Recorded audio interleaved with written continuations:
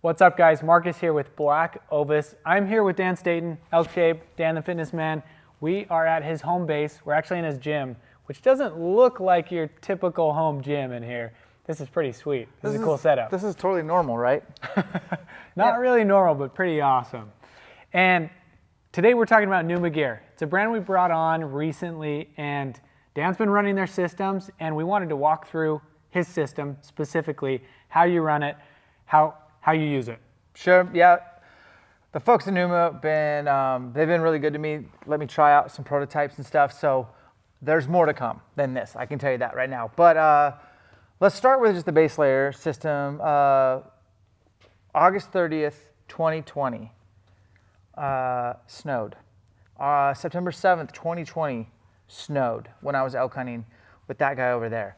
And last year, August 31st, I had frost on my bow, frost on my bino harness, all my water was frozen. So regardless of the time of year, if you're coming out west, it can get cold in the mountains, regardless if it's still August or Well, you're September. dealing with elevation out there that is just, it's ever changing. 100%. So base layers are very important to me. I don't skimp on them. I don't look at the weather and be like, oh, it's going to, so I always have them available. This is the Base Haven, top and bottom. Okay. Nothing crazy new or exciting compared to their last year's model. I mean, we're looking at some sort of synthetic blend. Okay. You can have quick drying. Very quick drying. It's going to obviously moisture is your number one enemy as a hunter. You're going to get sweaty. You're going to get rained on, but can it wick away? Can it dry out? Can you regulate your body temperature? Yes. So base layers is kind of a non-negotiable. I do like the Base Haven, but what I like better, check this out, heated core system. Now, this is something that I thought was maybe gimmicky when they first told it to me. Like, oh, we have a way for you to turn on the heat with your base layers. I was like, But my very first test out was in the tree stand, November, up here in Washington, where I live really close to the border. And so you just charge up your battery, and they hold a really good charge, and then you plug in, and you can just press your little button, and it lights up. And you can decide, do you want to run it full out, mild? And I'm kind of I'd like to just kind of keep the heat on throughout the whole day. Or if I am doing an all-day sit in a tree stand, I probably won't touch the heat till about right after lunch. And you know how that temperature really starts to drop once the sun sets. Have that thing cranked out, going, and stay warm. Because have you ever had a whitetail come in when you're cold and then the adrenaline dump happens? It's not a good combination. So I actually am pretty susceptible to getting cold. So running this heated core system makes a lot of sense. This vest is pretty slick. It runs on its own battery as well. The batteries don't weigh much. They do recharge. Here's your wall charger. And so you can charge up your batteries to the USB port. You can hook it up to anything. They hold a good charge. You can buy extra batteries. Heated core system, not gimmicky. In fact, I think there's some U.S. Olympic teams that have found out about this from Pnuma and are making orders. So this is something for every whitetail hunter, but I generally like to at least run a vest.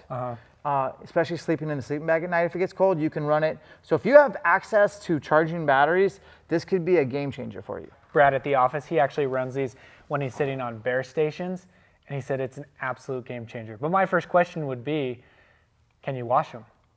Yeah, so definitely you can. You can just pull the wiring out and wash them or whatever. Okay. I haven't washed those, but I haven't worn them very much. Okay. But they're also the material, I'm not sure exactly what they're made of, but there's something in their merino base too where it's going to fight off stink. It's going to fight off antimicrobial type products to where they're not going to get stinky, and they are going to be your base layer. And so one thing I would tell you guys is, as a whitetail hunter, that's a huge concern. But as an elk hunter, stink does not matter to me at all. Being warm does. And so I wear those at base camp when I'm sleeping. I can run a 10-degree bag, and if I bring the heated core, I'm covered. Versus if I bring a 10-degree bag without that, I'm sleeping in all my gear because I just run cold. Gotcha. Okay. So moving on. So we've done the base layers. The Pursuit Pant, that's kind of new for 2022. Okay. It came out, actually, I got to wear it in 2021. They have the Pursuit Pant with the knee pad. This is not that. This is the zip-off version. So if you do want to run shorts, you can just zip those off. Now, I kind of laugh at that, but I was just in Texas last week, 95 degrees outside. I was in a ground blind all day. probably 100 and something degrees in that ground blind, and I didn't bring these, and I was kicking myself. I would love to have zipped off. So that does come in handy, but the knee pads are removable. You can take them in or out. They're very, they're low key. They're not big and bulky like some knee pads in pants. I'm always crawling around on the ground. Seems like for some reason or another, even if I'm getting in my backpack or making a stalk or crawling on my belly, I like knee pads in my pants, especially for hunting elk. I would say that's almost a must, not a should for me. Okay. With the 4-way stretch Cador, it's got like articulated knees, all the kind of things that an out west hunter needs for an athletic vibe. That's the Pursuit pant. Okay. So I guess my question would be is, since I haven't had a lot of experience with Pnuma gear yet, and you have, and I'm sure a lot of you haven't either, how do they stack up quality-wise? I mean, is this gear that you can really depend on when you're in gnarly circumstances? As far as putting holes in any of their gear, none. And I've gone through the mesquite, oak brush, North Idaho brush, thick, nasty stuff. Still have yet to put a hole in the Pursuit pants. So awesome. That's holding up, and that's really important to me, is just durability. Moving on to the top layers, we have the Renegade quarter zip and the long sleeve. So these are synthetics as well. These correct? are your synthetics. Okay. I would say the quarter zip's kind of handy because you can air it out when you're doing your ascents. You can kind of bring it down. Whereas if you're wearing a straight long sleeve, there's no zip, so you're kind of trapping that heat. So if I had to choose between the two, I'm going to go with the quarter zip just to have that air out. It gets hot middle of the day in September in most places, so that's nice. They also make the same thing in a short sleeve. So you can run a t-shirt underneath if you want to. I would recommend that, or the Base Haven base layer, but at least you can vent that out, and it's a good mid layer. Speaking of mid layers, I'm wearing the Alpha Vertex jacket. They have the jacket and the vest. The vest is nice. I typically don't like to run vests because I typically zip them all the way up no matter what, and that messes with my anchor. So if you do a vest, make sure I would unzip it and keep it folded down and make sure it doesn't pop up. I like the jacket because the way that it is designed is with bow hunters in mind. I'm a bow hunter, you're a bow hunter. And so these sleeves, the way that they're cut and tapered, there's going to be no string interference, which is huge for a mid layer. The last thing you want is to have your string hit your sleeve or hit your bugle tube. And if you haven't done that yet, you might do that and you're going to cost yourself a shot opportunity. Especially when it's getting cold enough that you are actually layering, because you have like 3 or 4 layers on. I mean, that can bunch up and you feel that string hit your clothing and you're like, oh, suck. It's the worst. And it makes a horrible sound. I like the hood. It's kind of a scuba hood, but it's still not big and bulky. It fits well. You can run it up, still come to anchor. I have shot with it completely zipped, unzipped. It's a fleece-like material close to skin, next to skin. The tapered sleeve, again, built for bow hunters in mind. Love that because I am one. And it's a good mid-layer. Fold it up, put it in your pack, have it good to go. It's just a good mid-layer option. And so if I were to go in order, it would be a Renegade short sleeve, a Renegade quarter zip, and then probably the Alpha Vertex jacket or vest as that mid-layer. Finally, and this is the thing that, when I'm saying finally, this is like my main go-tos, is the Palisade Puffy. I'm lean. I don't have a lot of fat. I don't do well with any cold temperature sitting still glassing. Even in like 40 to 55 degree weather, if there's a slight breeze, like any convection, I'm susceptible to getting cold. If I get cold, I'm not going to glass as long as I should, or I could potentially get uncomfortable and miss an opportunity. So I don't risk. I always have a packable, and this thing packs up into a nice tiny little bag, but it's called the Palisade Puffy. I would recommend sizing up on this one. So this is a large.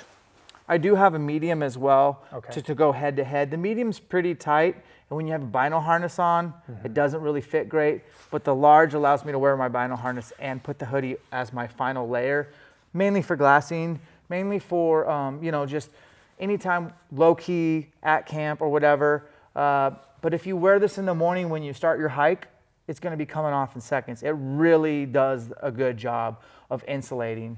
Another good thing is if you do get kind of damp or sweaty, you can always put this on over the top and dry out those mid layers or base layers by using your own body heat, which is nice. So a puffy is a must for me. and it's always in my pack regardless of the season. This is the Gunnison hoodie. It's a little, you can feel this, a little bit heavier material. Yeah, it's not going to be your like next to skin type layer. It'd probably pair well with going over a Renegade short sleeve, long sleeve, quarter zip. It does have a really cool hoodie that I stock in with a hoodie up in. It doesn't have like a face mask or anything, but it does cover your face real well if you paint up. This is kind of like my Final Pursuit type sneaking in stock. You don't want to get too hot, too cold, too sweaty. It's just that perfect weight to where it keeps you warm, and it's a great option. I would recommend the Gunnison hoodie as part of your system, or at least keep it in your pack. Last but not least, the 3L rain pants and jacket.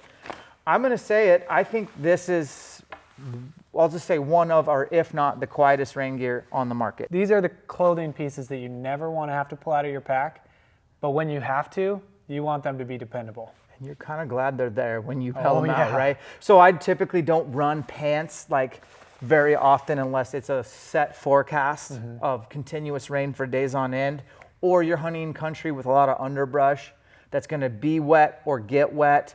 Then, I mean, and gaiters just aren't going to cut the mustard. Then I'll bring a pant. The pants do have the articulated knee, which is nice. Good fit, quarter zip. You can put them on and off without taking your boots on. That's a big deal. So you can get them on quick. But the pants are great, but I just don't wear them that often unless it's the extended forecast of rain. I'd rather be hunting in the rain than not be hunting at all. I really want to be hunting once a rain system comes through and it stops. I don't want to be back at camp. I want to be out there when those animals get up. They're wet. They've been sitting there. They're going to get up and feed. That's the time to strike. And so it doesn't slosh around and go whoosh, whoosh, whoosh, whoosh. It's pretty darn quiet rain gear. This is very quiet rain gear. It definitely is. And that's huge for me. And it's not as expensive as some of the top tier brands. So you can maybe take some of that money and put it in your truck to help drive a little more scouting or put it towards other gear. So you asked me do I think the rain gear is like the number one? I'm not sure if it is honestly the number one gear, but I think for the price, it's got the most bang for the buck in my opinion. You know, it's quiet, it fits well, and it's packable. And there's little spots here for where your backpack goes over both shoulders. You can definitely cinch down on the hood and make it real tight or loose depending on your fit. Obviously, all rain gear needs to either suck in tight so you can still get your release on if you're a wrist strap guy. Pit zips. Pit zips, man, because if you guys wear a rain jacket and do any exertion, you got to air it out or you're going to put yourself in a bad real fast. So you're going to have both sides pit zips. The zippers work good. There's nothing chintzy or weak. Everything's reinforced stitch. It's good. It moves well, but it's quiet. And I think a lot of people put rain gear on and then they're so loud that it doesn't matter that they're dry.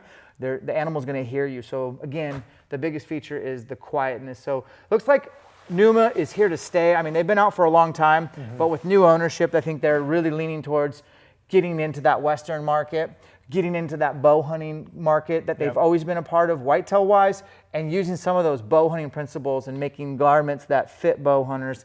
And so I think Pnuma is an up and comer, and that's why I joined with them. I was able to test their stuff out for about 6 months before deciding to work with them exclusively. But yeah, it's been a great fit, and they support my brand and they believe in what we do. That's awesome. And it's clear that they put a lot of intent into making these pieces for bow hunters. Really cool to see that. If you have any questions about Pnuma gear, make sure to comment below. We'll also have links linking to Pnuma gear if you want to check out a specific product. Thanks for running us through your system. You bet.